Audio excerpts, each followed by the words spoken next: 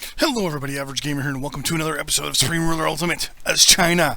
So if you missed it, yesterday, Saturday, maybe 2 days ago, I don't know if I'll do any videos on Sunday or not, live stream of Supreme Ruler where we finished off the war with Russia. I will not tell you how it turned out. I do not want to spoil it for you, so if you have not seen that, forewarning, this episode is the beginning of the after effects of the first Eurasian conflict. Won't tell you how it turned out, but if you want to see how it turned out and see what I did, and how I fought and what I did, I would say go to the live stream. It'll be the previous video before this one. But yeah, so go see that, see how it all turned out. But if you could care less and you're just like, fuck, get on with it, here we go. Oh, let's play. Let's turn that off. So, boom, here we are. We have completed our war with Russia. We have won. We have gotten ourselves into quite the positive little situation here. Oh, you're there. Where are you? You're that. You're that. Okay, I want both of you, actually, to go to that guy. So what our plan to do over the next little bit is actually to send troops into reserve, actually. We're going to slowly filter out our forces and send them to reserve. The whole point being that we really don't need our military forces at this point active. So the plan will be to play on fast, close all this stuff up. The plan right now is going to be just to kind of realign everybody, realign our troops, reposition everybody, and then kind of make our decisions from there as to what we're going to do. One of the other things I want to do is to position troops along our border with the current European powers as they are right now.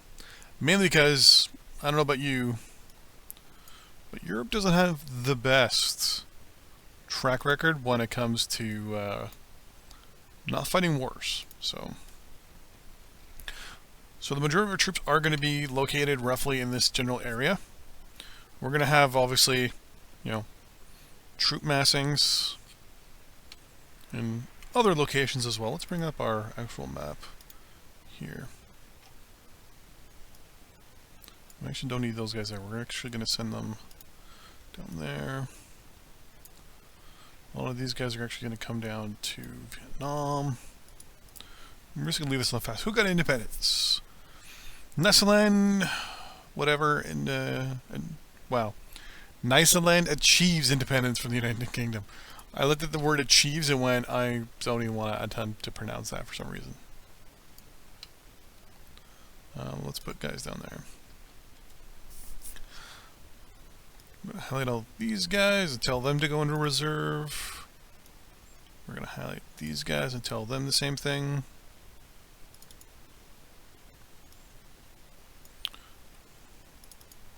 We're also going to turn off our Navy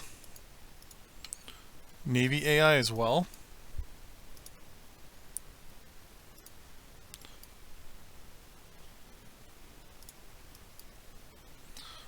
The reason for that is because we, to be honest with you, don't really need all that much for them anymore.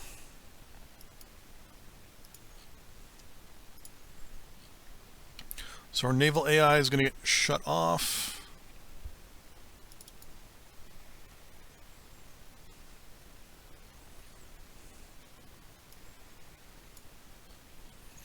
Obviously, we're going to have troops right across the border.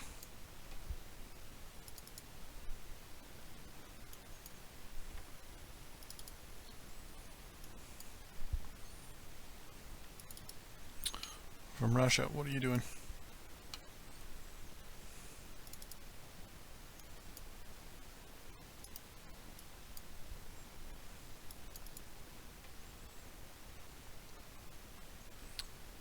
So this is one of the funny things I think about this played the game here.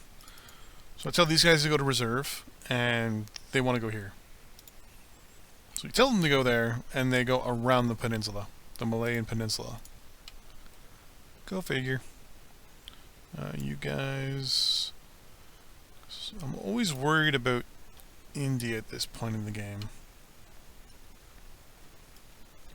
I don't trust you. Though, to be 100% honest, we're probably going to go to war with India first before we go to war with anybody else. Right now we've got 6.4 million troops in our military. In a few moments here I will bring up the final numbers for how dirty we did the Russians.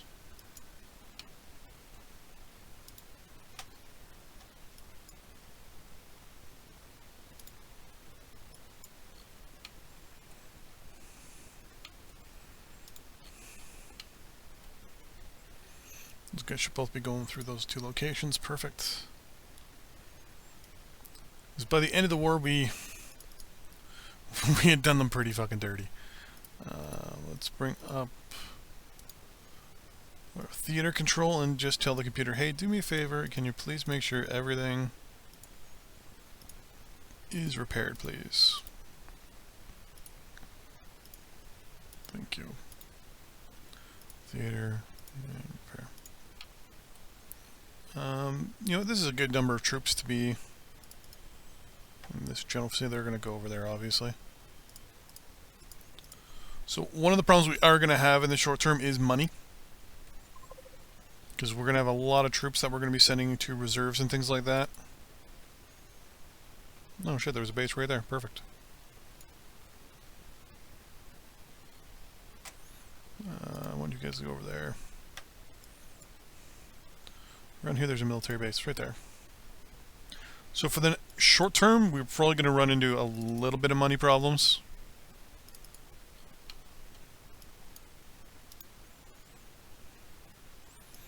It's only kind of expected.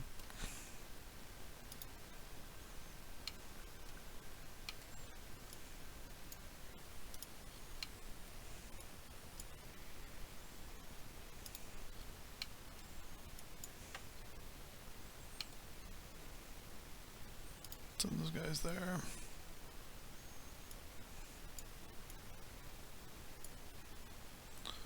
Send them over here.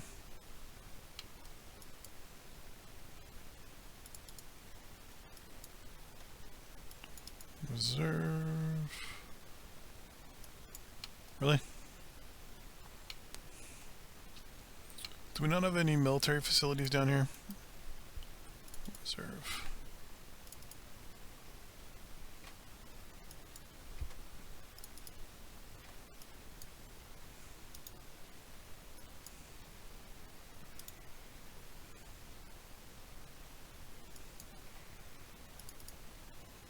Oh, is it because I have too many troops in reserve?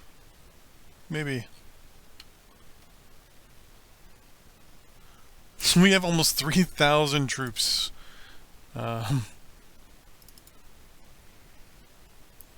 In reserve right now.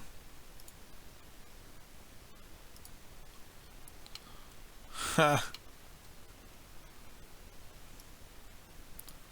I have to admit, that is actually kind of funny. Supply depots are being completed that we had built. We're going to get some production delays, which is no big deal. We are currently 10 million in the hole.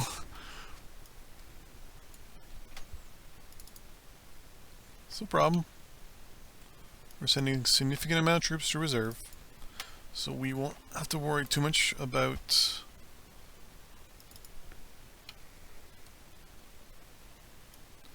extra troops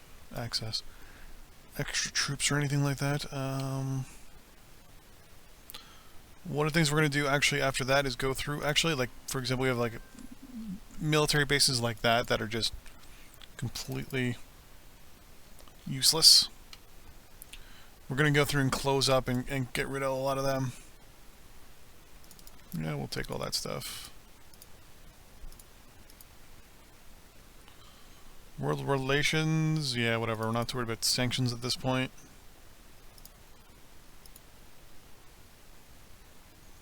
We're gonna disband that group. I had a group of B-52 bombers during the live stream that were just going around, just obliterating Russian ground units. Just obliterating Russian ground units. Go. I'll highlight you again and go, please go to reserve.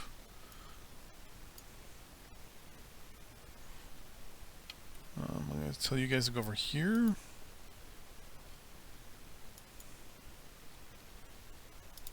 I'm starting to make money again.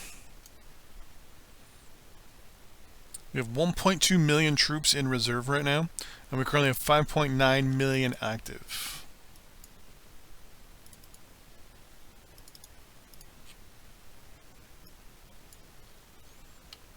What the fuck are you guys doing?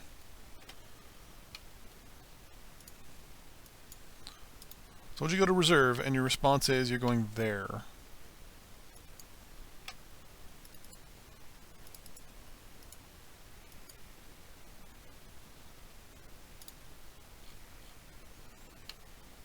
It's faster to drive that way than go all the way around in boats. Let's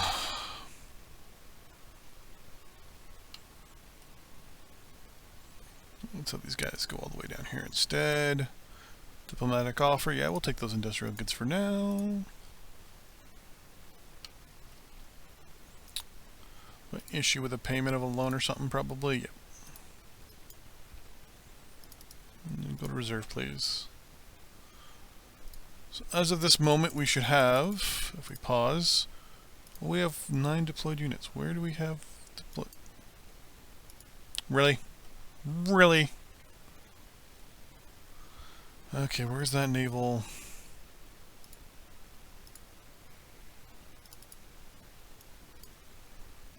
You can go to reserve, no problem. Our beach class can go anywhere in the world. These fucking little patrol boats can't even fucking get to...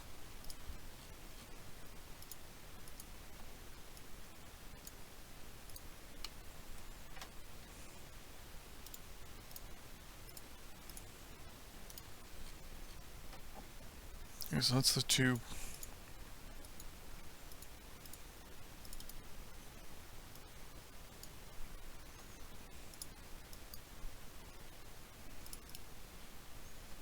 So we have troops somewhere. Oh, right there. So now we should be that should be going up to 5 in a second. Oh no, it should be 4, yep.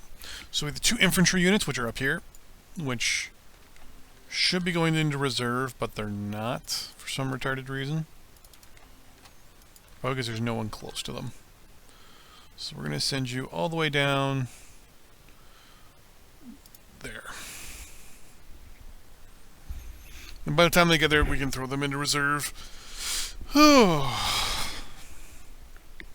So this is just a quick execute. I will buy all that. That's all good. Don't worry about that. Pretty much at this point, we have no equivalent. Like the US cannot even put forth a small fraction of what our military even has now at this point. So, Malay down here, I will admit, is probably going to be one of our next targets. The reason for that is because they're actually growing. They've already invaded and taken out Sarawak and west and northern Borneo. So go into. So they've taken out these 2 territories already. Does have me a little nervous, I will admit. It's definitely one of those situations where we might do something. Not 100% sure. Let's get these guys finally. But long term though, we do want to get an island somewhere. I'm thinking take these islands from Yemen. It's not like they're going to be able to do anything about it.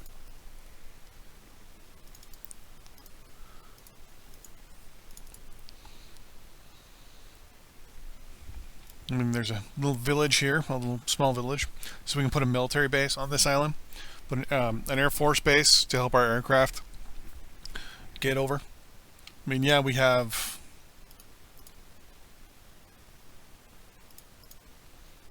I mean, yeah, now if we wanted, say, aircraft... Here's the best part about this game now. If we really wanted to piss the Americans off, we now have locations in Eastern Europe and the Pacific. We can now overfly with spy planes over Europe and over the US. No problem. Basically tell an aircraft to take off from here, fly over and land in an airbase here, and then fly back. We can actually overflight like that. No problem. The plan would be maybe to get some sort of arrangement. Maybe go to war with the Dominican Republic. Even maybe Haiti. Haiti's not too bad because they're right in the centralized section of here, and they would give us a jump-off point to do overflights over the U.S. because then we can fly aircraft like this across. We'd have to turn on navigational pathing or tell them that they can fly neutral. Malta got independence.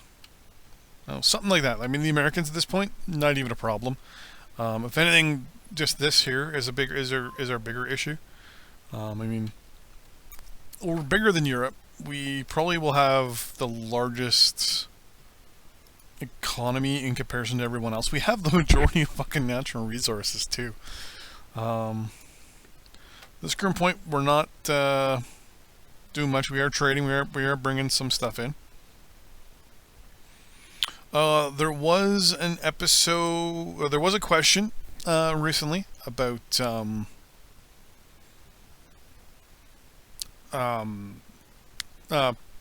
trading even though that you have a surplus. Rare auto purchases. Set it to 0. You'll notice that sometimes it'll bump itself back up. That's only because the minister, you have something in here that here I tell it to export opportunities. I had to look back into it exactly when, but there's one of the options in there that actually controls certain things. Like what we have agriculture, so we're subsidizing it, I think. Oh no, we're short on it. If we did say consumer goods imports, I think if we go like this, it should not update. It should just stay as is. As long as you're not running a deficit, you can put auto... Oh. Okay, why can't we set auto purchases to 0?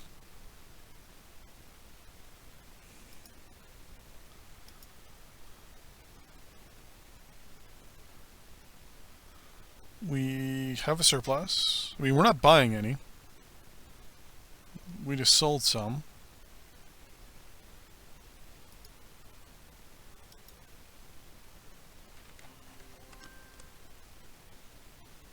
Because I just told you to sell all the... Yeah. I'm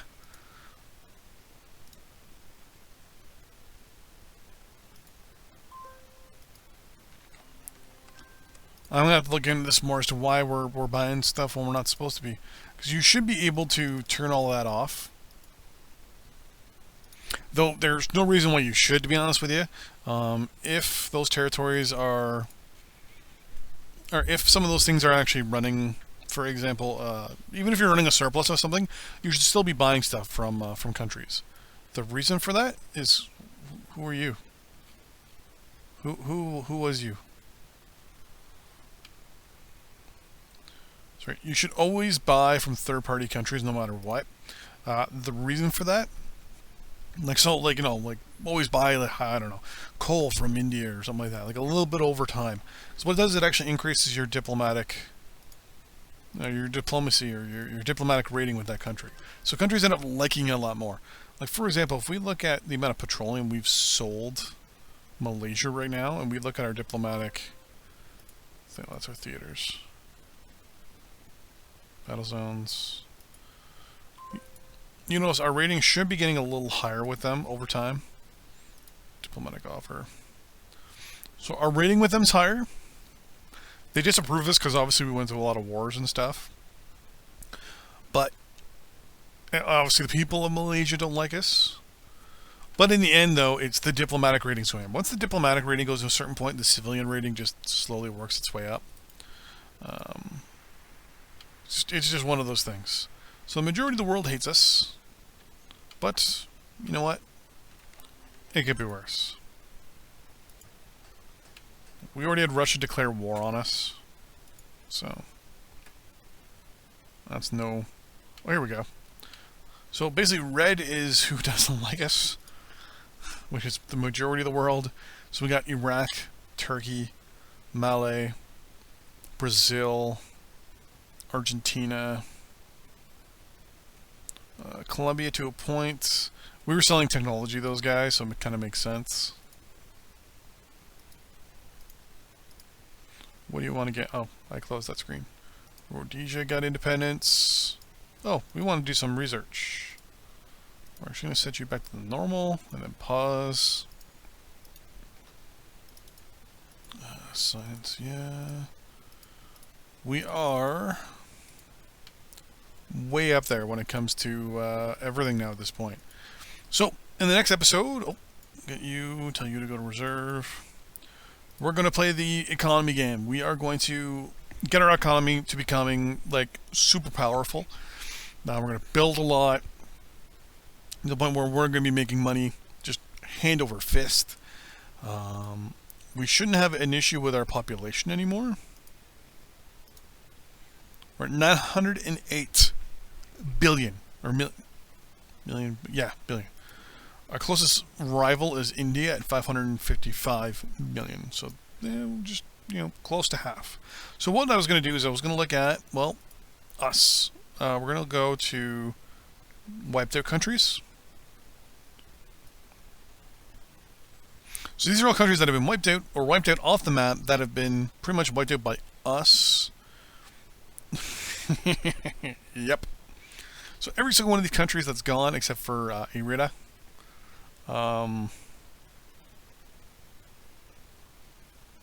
Was wiped off the map by us. So with that in mind, we're going to look at these countries and we're going to see how badly we've done them dirty.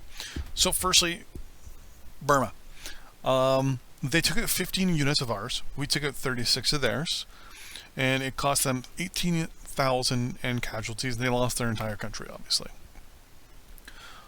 Vietnam. They took out 249 of our units. We took out 923 of theirs. They took 265,000 casualties. Thailand. They took out 61 of our units. We took out 178 of theirs. They lost 78,000. Now remember, some of these wars were done really early in the game, so... Korea. When we went to war with them, we lost 204 units. They lost 1,021. But they only lost 313,000 troops. Mongolia, they lost 2 units only, which were both garrison units. And they only lost 866 troops. Kaliningrad, that was our final blow. A lot of the last puppets left over from the Russian war. They lost they destroyed 1 unit and lost 10. All of them were garrison units, and they lost 5,000 troops, or 5,000, almost 5,500. Estonia, Lithuania, and Latvia, all 4 of these guys were the last countries to still fight us. Estonia took out 3 and lost 15. Lost 8,000, just over 8,000 and a half, 8.6 thousand, or 8,600, we'll say. Lithuania took out 1 unit, lost 24, but took out just shy of 14,000 troops. Latvia, same thing. They were the last ones alive. They lost 1 unit, but they took out 1 unit, but lost 25. So all these last little pocket countries. Technically did better mathematically than the Soviet military did, which is kind of funny. Moldova took out 3 units and lost 28 and lost 253,000 troops. Belarus took out 6 but lost 59. Bhutan didn't lose anything and just still lost their country. Nepal, they lost 1 land unit when we invaded them, and lost 109,000 troops. So here we go. The USSR, their overall casualties by the end of the war were 2.2 million. Ours were 936,000 total so far, but 2.2 million. They lost all 28 million square kilometers of their country, but they lost 6,000 troops, and they destroyed 1,231 though. So a good 6-to-1 ratio almost. So for every 6 units they lost, they took out 1. So it's the other way around. For every 1 that we lost, we took out 6 of theirs, which is pretty good. Uzbekistan destroyed 1 unit, lost 51, but lost 28,000. Turkmenistan didn't even have garrison troops, so we just marched over them, same as Kazakhstan. Now that I look at it, we didn't fight any Kazakhstan troops at all. They had no land units whatsoever. They had nothing. We just marched straight over them as well. Uzbekistan destroyed 1, lost 51. Tajikistan didn't lose any, didn't destroy any, but lost 20, all garrison troops. Kyrgyzstan, same thing, was all garrison troops. They destroyed 2 units, but lost 33. Ended up with 18,000 casualties. The Georgian Republic lost 15,000 in troops in total, lost 29 units, and destroyed 2. Azerbaijan lost 38 units at an equal amount of 21,000 troops, but took out 9. And Armenia took out 4 units, lost 25 units, and lost 14,000 troops. So in the end, if we max it out, we lost a total of 936,000. We've lost almost 1 million out of all these wars we've been fighting. But we have gained 39 million square kilometers. So if you think about it, we've lost almost, if I were to do the math right now, we haven't even lost 1 person per million square kilometer yet. So in every square kilometer, we would have, say, 1 dead person almost. But nope, we're not even there yet. So that's kind of crazy. 936,000. Fuck, that's insane. Like each person can have almost like 4 or 5 square kilometers, I think, give or take. I'd have to do the math on it. And then yeah, Russia is just completely gone. So if we were to look at the victory conditions as of this point, total score, we are 56,000.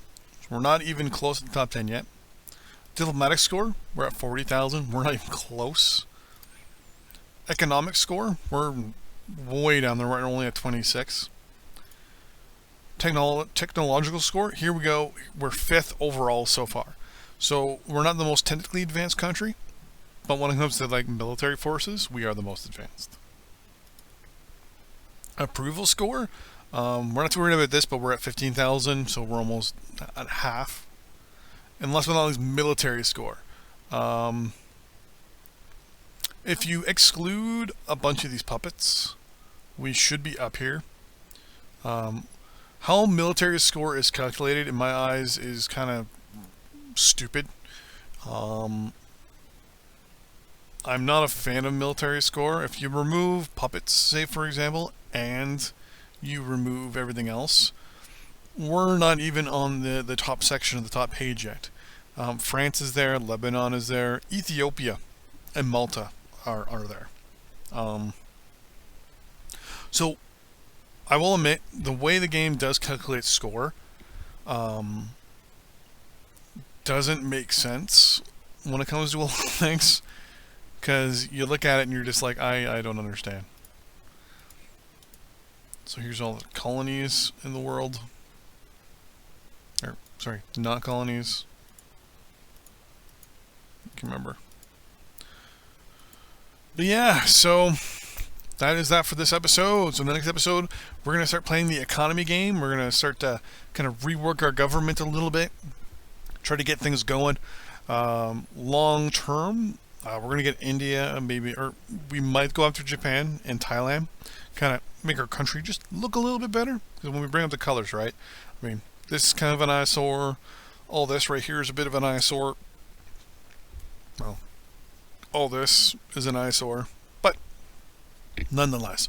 Another thing we could do is we could play the benevolent leader country. Though we wouldn't be able to do it at this point, but would be to release some countries. Just so that people like us a little bit more.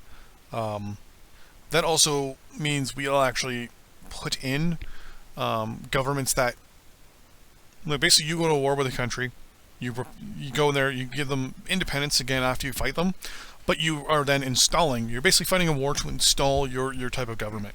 I'm going to have a video on that specifically where I'll show, we won't release a country, but I'll show how to release it. Actually, we might invade someone in Africa, for example, just to install a government that we'd like. So, for example, Madagascar down here. We might go to war with them. And just actually, what? No. We're actually going to go to war with, in the next episode, with North Yemen.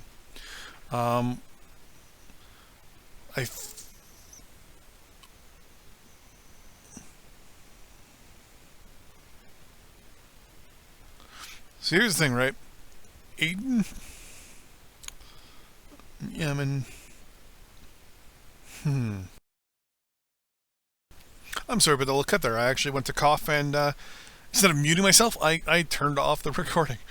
So our plan is to probably go to war with North Yemen here. This will actually give us a jump in, because I think, you know what, we're done with Asia at this point in Europe. We want some of the, you know, the riches and untold spoils of the African continent at this point. So what we're probably going to do is go to war with Yemen, because, I mean, you know, no country has ever had a problem with getting involved in the Middle East, right? Or we might actually go to war with Somaliland here, invade them, land troops down here along the border, or along the beach here. We might land troops in a more, yeah, like maybe up here.